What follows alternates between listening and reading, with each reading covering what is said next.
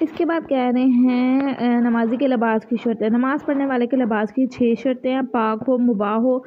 بنا بر احتیاط واجب، مردار کے ذات سے نہ بنا ہوا ہو، درندے کے ذات سے نہ بنا ہوا ہو، بلکہ احتیاط واجب کے نام پر حرام گوشت حیوان سے بھی نہ بنا ہو۔ اگر نماز پڑھنے والا مرد ہو تو اس کا لباس خالص ریشم اور زرد روزی کا نہ بنا ہوا ہو۔ اس شرطوں کی تفصیل آئندہ مسئلے میں بھی بتائی جائے گی، ٹھیک ہے۔ اس کے بعد کیا ہو رہی ہے، یہ ساری جو شرطیں ہیں نا یہ پڑھی جا رہی ہیں۔ آپ کا درس یہاں تک ہی ہوگا کیونکہ کل پھر ہم پہلی شرط پڑھ لیں گے انشاءاللہ اس اگلے درس میں۔ یہ والے اگر کوئی مسائل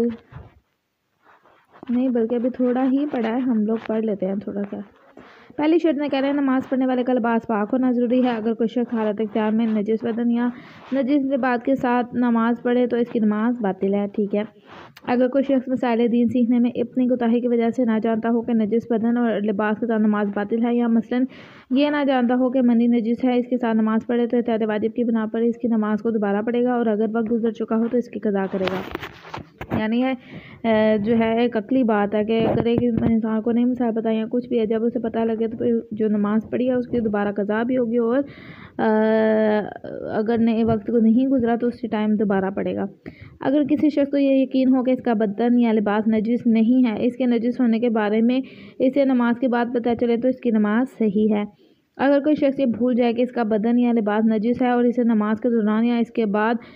یاد آئے، چنانچہ اگر اس نے لاپرواہی اور اہمیت نہ دینے کی وجہ سے بھلا دیا ہو تو احتیاط لازم کی بنا پر ضروری ہے کہ وہ نماز کو دوبارہ پڑھے، اور اگر وقت گزر گیا ہے تو اس کی قضا کرے۔ اس صورت کے علاوہ ضروری نہیں کہ وہ نماز کو دوبارہ پڑھے، لیکن اگر نماز کے دوران اسے یاد آئے تو ضروری ہے کہ اس حکم پر عمل کرے جو بعد والے مسئلے میں بیان کیا جائے گا۔ یہاں پہ وہ یہی بات کر رہے ہیں، اگر ایک شخص تھا اسے اس چیز کا جو ہے صرف شک تھا کہ پتہ نہیں میں نجس ہوا ہوں یا نہیں ہوا، لیکن جو ہے اسے مطلب پہلے نہیں تھا پتہ لیکن بعد میں سے پتہ لگا، تو وہ دوبارہ نماز پڑھے گا۔ اور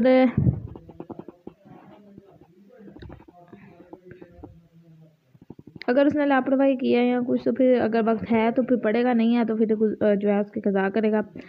اگر کہنا ہے جو شخص وسیع وقت میں نماز میں مشغول ہو، اگر نماز کے دوران سے پتہ چلے کہ اس کا بدن نجس ہے تو اس سے یہ احتمال ہو کہ نماز شروع کرنے کے بعد نجس ہوا ہے، تو اس صورت میں اگر بدن یا لباس پاک کرنے یا لباس تبدیل کرنے یا لباس اتار دینے سے نماز نہ ٹوٹے تو نماز کے دوران بدن یا لباس پاک کریں، یا لباس